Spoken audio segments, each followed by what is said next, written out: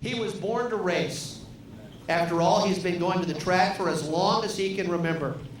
His father raced micro midgets, and his mom dabbled in powder puff racing. Rip Williams came to the sport with an old school toughness.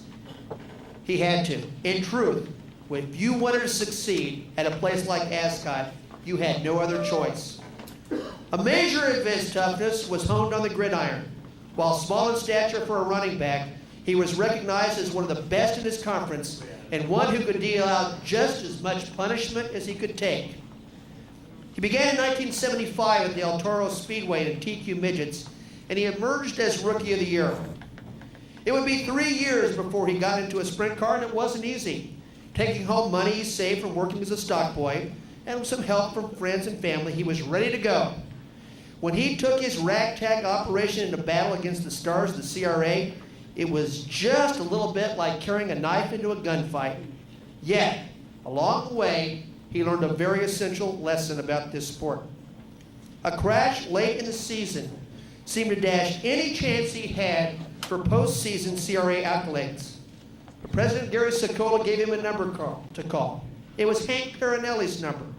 With help from back in Bob Milley, the car was fixed, and it allowed the Ripper to share Rookie of the Year honors with who? Rick Parinelli, Hank's son. He faced more challenges as he suffered a horrible crash at Ascot that badly damaged his feet. And by this time he knew full well that the crusty CRA gentry would show no mercy to a wet behind-the-ears punk. Yet, those same vets saw something they liked in Rip, and soon some of the best, including future father-in-law Bubby Jones, took an interest in him. In 1982, he was named Most Improved Driver, and he finally cracked victory lane in 1983, including 2 at Ascot.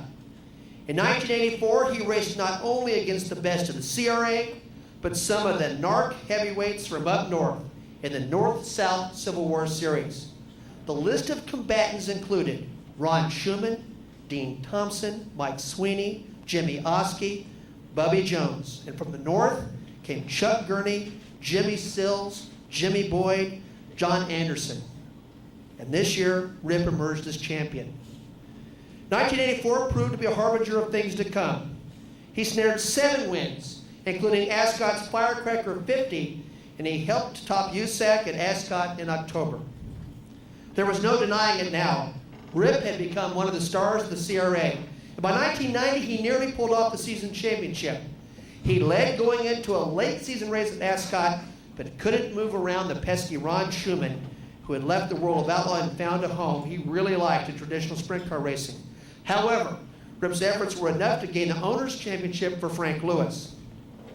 By the time the CRA had closed the books, Williams had notched 29 victories with the proud club, but like many of his peers, he made a smooth transition to the new West Coast organization, the SCRA. With the SCRA, some old faces remained. Richard Griffin, Mike Kirby, the always tough Ron Schumann, and new stars would emerge, like Corey Kruzman and later Damian Gardner. But Williams was on the top of his game. The first race in the club's history was held on November 13th, 1993 at Ventura, and Rip won it in Jan Gaffney's number 47. And in his first full year of competition with the new club, Rip snagged 7 wins and helped Jan win the owner's title. When Jan decided to step away from the sport, Williams was in a tough spot.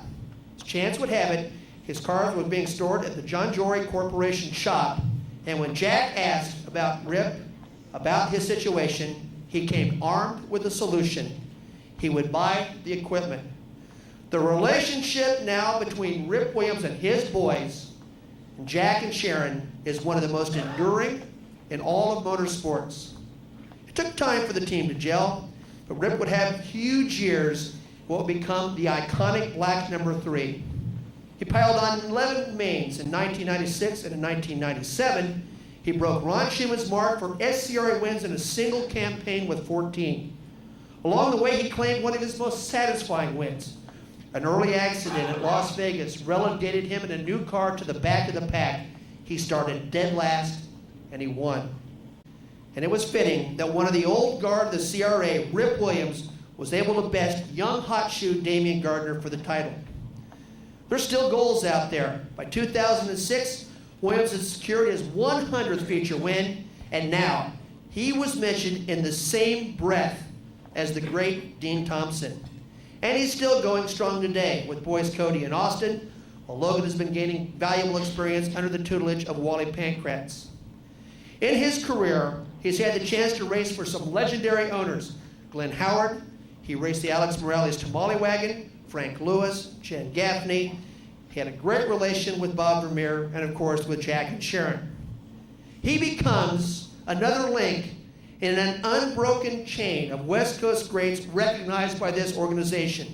People like Al Gordon, Ernie Triplett, Francis Quinn, Troy Ruttman, Bob Hogle, Billy Wilkerson, Hal Minyard, Bubby Jones, Jimmy Oskey, Dean Thompson, Ron Schumann, and Brent Cady, and the newest member of that great chain, a gentleman who, trust me, makes all of them proud, Mr. Rip Williams.